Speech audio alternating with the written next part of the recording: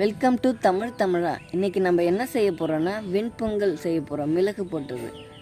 வாங்க என்னென்ன பொருள்னு பார்க்கலாம். பச்சரிசி 2 டம்ளர் எடுத்துருக்கோம். பாசிப்பருப்பு 1 டம்ளர், மிளகு 2 ஸ்பூன், சீரகம் 2 ஸ்பூன், பச்சை மிளகாய் கட் பண்ணி வச்சுருக்கோம், முந்திரி பருப்பு, ஏலக்காய். இப்போ பச்சரிசியை இந்த பாத்திரத்தில் போட்டுக்கலாம். 2 டம்ளர் இருக்குது இல்லைங்களா, இதை போட்டுட்டு தண்ணி ஊற்றி களைஞ்ச பிறகு அரை மணி நேரம் ஊற வச்சுக்க போகிறோம். நல்லா 2-3 வாட்டி களைஞ்சி வச்சுக்க வேண்டியதான். அடுத்து என்ன பண்ண போகிறோன்னா பாசி பருப்பை வறுத்துக்க போகிறோம். இப்போ அடுப்பு பற்ற வச்சுக்கலாம்.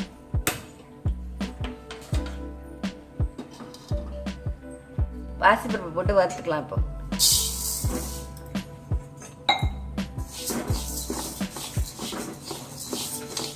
பொன்னிறமாக வறுத்தணும், ரொம்ப செவக்க வறுக்கக்கூடாது.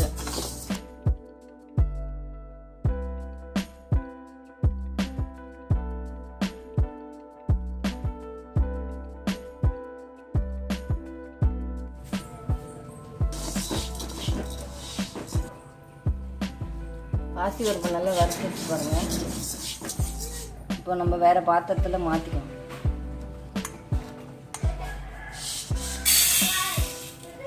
வேறு பாத்திரத்தில் மாற்றியா?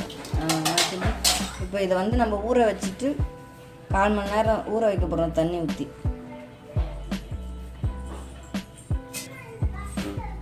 ஊற்றி களைஞ்சிட்டு 1/4 மணி நேரம் நம்ம ஊற வைக்க போகிறோம். ஊற வச்சு எடுத்துட்டு தான் நம்ம குக்கரில் பயன்படுத்தி செய்வோம். இதில் கொஞ்சம் அழுக்கு இருக்கிறதுனால நம்ம இப்போ க்ளீன் பண்ணி எடுத்துக்க போகிறோம். இப்போ வறுத்த பாசி பருப்பை தண்ணி ஊற்றி களைஞ்சிட்டு 1/4 மணி நேரம் இப்போ ஊற வைக்க போகிறோம். இப்போ தண்ணி ஊற்றி ஊற வச்சுருக்கோம் பாருங்கள். 1/4 மணி நேரத்துக்கு பிறகு குக்கரில் நம்ம செய்ய போகிறோம். அடுத்ததான் இப்போ நம்ம என்ன செய்ய போகிறோன்னா குக்கர் அடுப்பில் வச்சுக்கலாம்.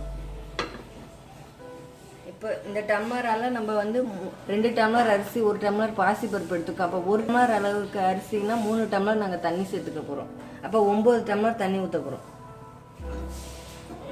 தண்ணி ஊற்றிக்கிறோம். அப்போ 9 டம்ளர் தண்ணி ஊற்ற போகிறோம்.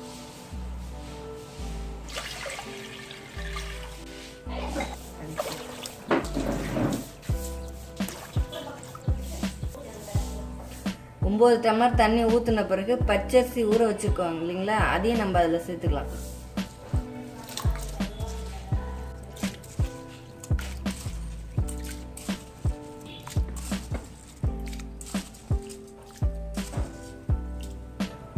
இப்போ அது கூடவே ஊற வச்சிருந்த பாசி பருப்பையும் சேர்த்துக்க போகிறோம்.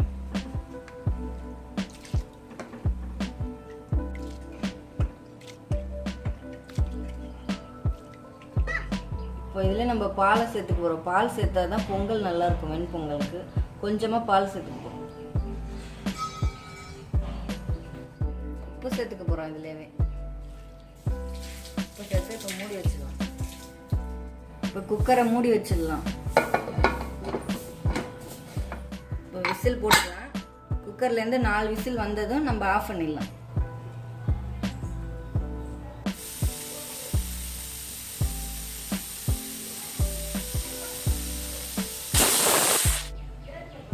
இப்போ 4 விசில் முடிஞ்ச பிறகு குக்கரை ஓப்பன் பண்ணி பார்க்கணும். விசில் சுத்தமாக அடங்கிடுச்சு பாருங்க. இப்போ எடுத்துட்டு பாருங்க.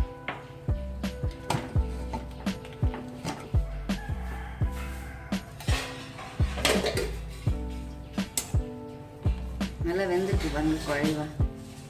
இப்போ நம்ம நெய் ஊற்றி இதை தாளிச்சு எடுக்கணும்.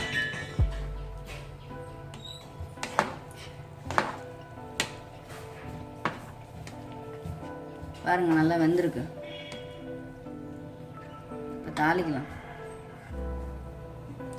இப்போ கடாயை வச்சு தாளிச்சிக்கலாம். நெய் 2 ஸ்பூன் ஊற்றிக்கலாம்.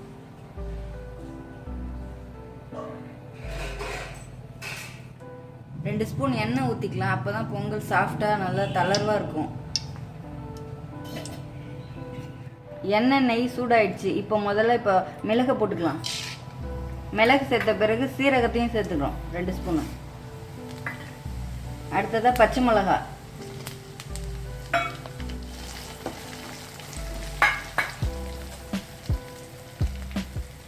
ஏலக்காய் 4 தட்டி வச்சுருக்கோம், அதையும் சேர்த்துக்க போகிறோம்.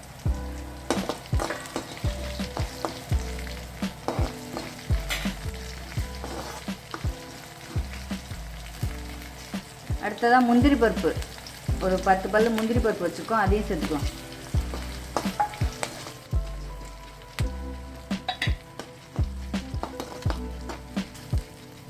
இப்போ பெருங்காயம் சேர்த்துக்க போகிறோம்.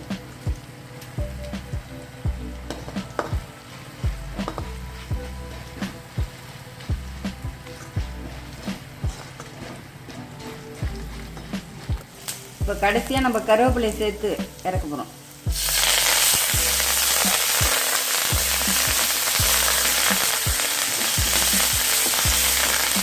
இப்போ முந்திரி பருப்பு எல்லாமே சேர்த்து வதக்குனது எல்லாமே இப்போ இந்த பொங்கலில் கொட்டி கிளற போகிறோம்.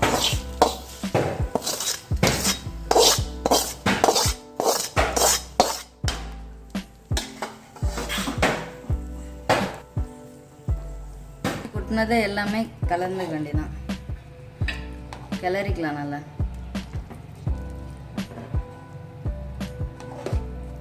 அப்போதான் சாஃப்டாக இந்த அளவுக்கு தளர்வாக இருந்தால் தான் பொங்கல் நல்லாயிருக்கும். கடையில் இருக்கிற மாதிரி டேஸ்ட்டாக ஹோட்டலில் இந்த மாதிரி தானே செய்கிறாங்க, இந்த மாதிரி வீட்டிலே செஞ்சு கொடுக்கலாம் குழந்தைங்க. பொங்கல் நல்லா வந்துச்சு பாருங்கள். இப்போ வேறு பிளேட்டில் மாற்றிக்கலாம். இது நல்லா தேங்காய் சட்னியை வச்சு சாப்பிட்டா செம்ம டேஸ்ட்டாக இருக்கும். பொங்கல் நல்லா வந்திருக்கு பாருங்கள். இதே போல் நீங்களும் வீட்டில் செஞ்சு பாருங்கள். உங்களுக்கு இந்த வீடியோ ரொம்ப பிடிச்சிருந்தா தமிழர் சேனலுக்கு சப்ஸ்கிரைப் பண்ணுங்கள். இந்த வீடியோவில் கருத்து தெரிவிக்கிறதா இருந்தால் கமெண்ட்ஸில் கருத்து தெரிவிங்க.